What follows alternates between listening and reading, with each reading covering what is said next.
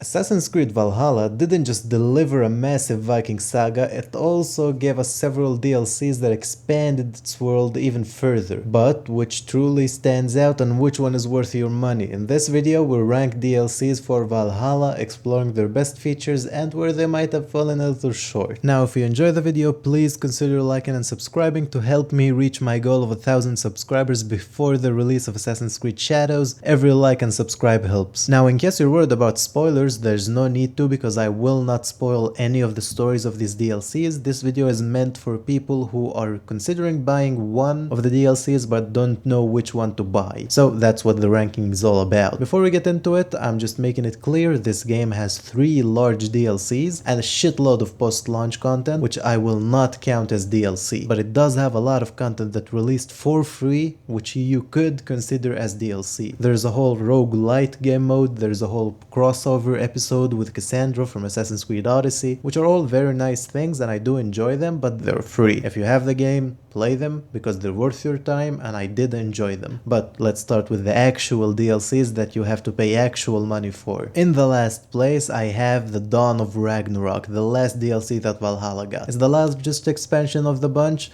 It's diving into the Norse mythology and placing the players in the shoes of Odin, the All-Father. It has an epic scale, mythological lore, stunning environments, and new powers like shape-shifting, but it has also a lot of weaknesses, like it's being too detached from the Assassin's Creed identity, and a lot of people do not like the mythical side of Assassin's Creed. And this DLC has even more weaknesses on top of that, because if only it being mythical is already a weak thing for you, then this DLC shouldn't even be on your list. Because let me tell you, it being a mythical DLC is the last problem this DLC has. The lore of it is not that deep, the storytelling is very boring, the characters are very bad, I did not like any single one of them. The locations are fine, they are epic and stunning, but they do remind me too much of England from the main game. Except the flying rocks that you see and some big buildings here and there, it's mostly just greenery like we had in England. So it doesn't feel unique to me. It's not like what we had in Odyssey with freaking Atlantis in the game. This just feels like more Assassin's Creed Valhalla but paid for, with some mythical things that honestly are not as well done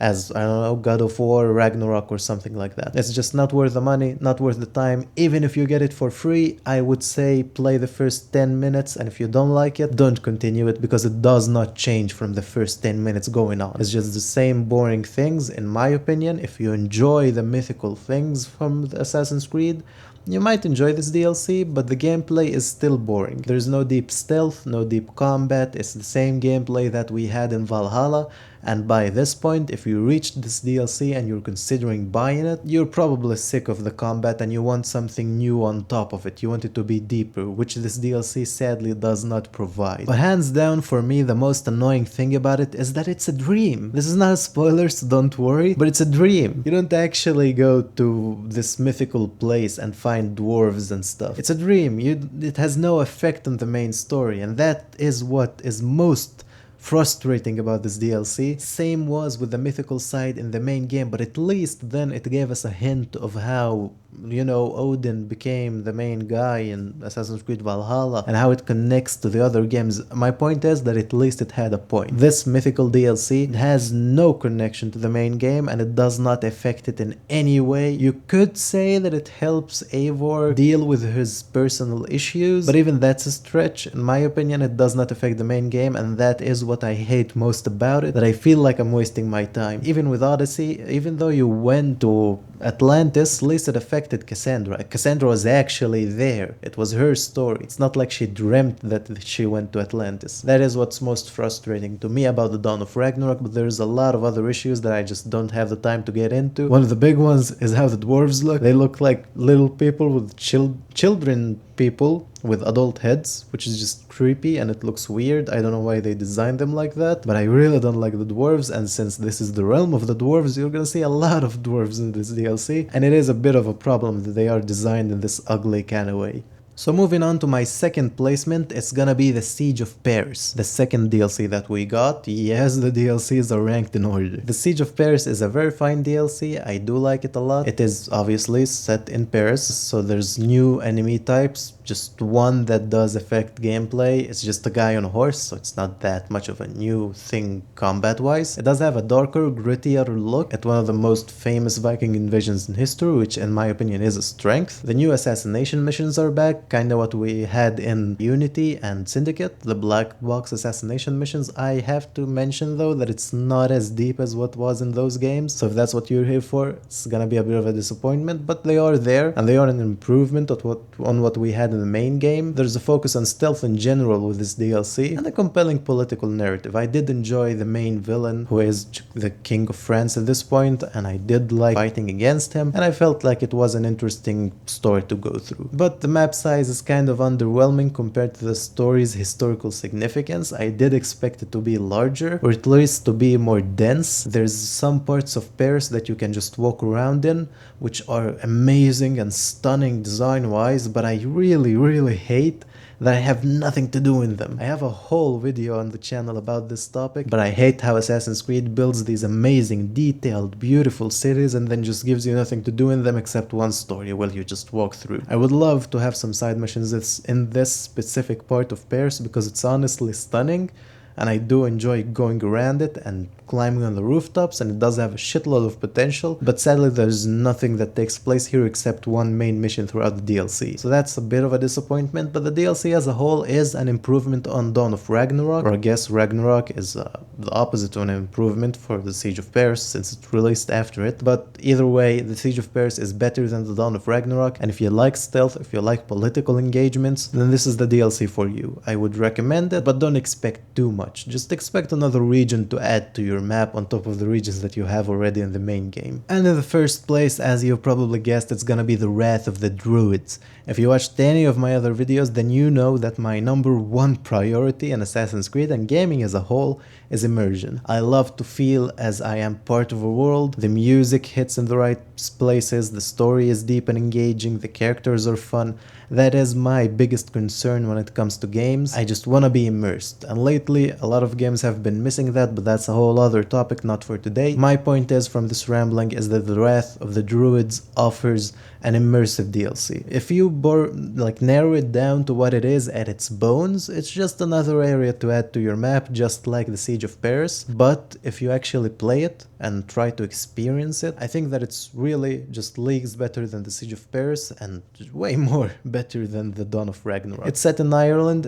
DLC introduces a mix of myth and history, which offers it an opportunity to get new enemy types with an emphasis on trade and alliances. So just like the main game, but with more myth included in it. And unlike the Dawn of Ragnarok, this actually happens and is explained. Eivor sees shit because they can be high, so it's kind of explained, not too deep, but at least there's an explanation. I feel like Eivor was there and he did stuff. It's not just a dream that he had. Yes, I'm going back into points about the Dawn of Ragnarok, but let's get back into the Wrath of the Druids. I really enjoyed this DLC. It has beautiful landscapes, mysterious atmosphere, and engaging side quests involving the children of Danu, who are the stand-ins for the Templars in this DLC, which I did enjoy, the fact that it exists at all, because in the other DLCs there is no stand-in for the Templars. You just play through the main story and then you're done with it. In this DLC there's just a little bit more to keep you engaged, just a little more than you would be in the other DLCs. The main story, while enjoyable, it might feel less impactful compared to other DLCs, compared to the Siege of Paris. I'm not talking about the Dawn of Ragnarok, I'm talking about the Siege of Paris and other free DLCs. It might feel less impactful compared to those, but it still has its own depth and characters who I did enjoy interacting with. I felt like each character has their own thing, I felt like each character was interesting to listen to, and I did enjoy just playing the story with them, especially hearing the music in it. There's a character who's a singer in this DLC. I loved her the most, and I feel like the music as a whole in this DLC is hands down the best in the whole entire game. Generally, Assassin's Creed games have been doing great with the music, but this DLC in specific is really good, and I enjoy the soundtrack of it, and it does immerse you in a very good way into the story of the DLC. Now, some general things that I want to mention about all the DLCs as a whole. They add the same stuff that we had in the main game. I didn't mention this in the reviews of the DLCs themselves. By the way, if you're interested in a specific DLC, I do have reviews for each of these 3 DLCs on my channel, but I didn't mention those videos, that these DLCs add more of what we already had in the main game, like mini boss fights, like collectibles, new tattoos, customs and skins, stuff that we are used to. They do add a lot to it, but I want to mention that my main problem with Valhalla and with its DLCs as a whole is replayability and immersion, but I already had a whole video about that. But my second problem is replayability. These DLCs as a whole, and this game even, don't have any replayability in my opinion. You just get through the story and then you're done with it, which would be fine if the story was the whole point, like, I don't know, Uncharted or something. But this Assassin's Creed, we had collectibles and side missions in all the other games that were worth doing, and in the past two games like Origins and Odyssey, we had endgame even. But Valhalla takes that away. That is one of the big problems with the main game and with the DLCs. The DLCs do offer you replayable content like arenas and randomly generated missions, kinda similar to what Bethesda likes to do, but it's nothing of substance, you know? That's what I'm missing from these DLCs. More enemy types, more unique variations of weapons, something that adds mechanics to the game. That is something that I'm missing in DLCs in the gaming community as a whole right now, but this is a specific video for Assassin's Creed. I just wish that these DLCs added more mechanics. Something of substance that I can take back to the main game and keep coming back to. Something new to fight. That's why my favorite DLC is The Wrath of the Druids, because it added a whole new faction to fight. There's a whole new enemy type, there's a whole new enemy variation. It's just different types of enemies with different types of attacks, something new to explore and fight against. Unlike the Siege of Paris, which only added one horse guy you can fight, that's the big innovation that they had, and the Dawn of Ragnarok, which just took the enemies from the main game and added some more from the mythical side of the game and called it a day.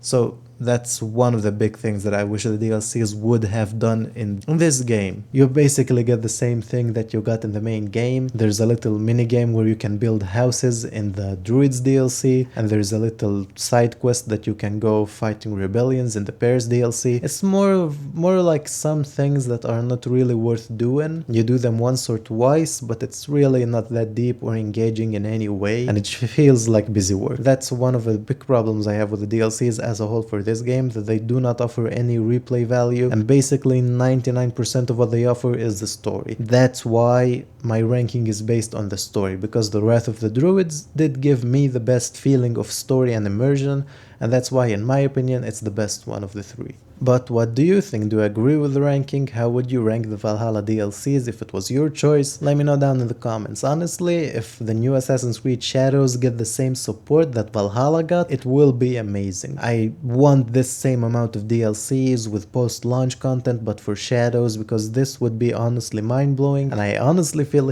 like angry that they used this effort on Valhalla. If they would have put this much effort into the post-launch of Assassin's Creed Odyssey or Origins, trust me, those games would be on the same level as The Witcher 3 or Cyberpunk. But they do have their own good DLCs that I enjoy very much, and if you're interested in, I will make full videos about those. But honestly, they put so much effort into the post-launch of Assassin's Creed Valhalla that I wish they would have put into a game that deserved it. And I think that Assassin's Creed Shadows will deserve it, but we'll see when it releases. For now, as I said, let me know what you think. How would you rank the DLCs? Did you play them? Did you not? Are you interested? Did you play Valhalla? Anything like that, let me know down in the comments. My channel is about Assassin's Creed, so if you feel like you want to see more videos, check the channel. I have rankings, reviews, whatever you want to see, just thoughts in general. Let me know, check the channel, and of course do the YouTube stuff, like, subscribe, it really helps me out. And as always, have a nice day.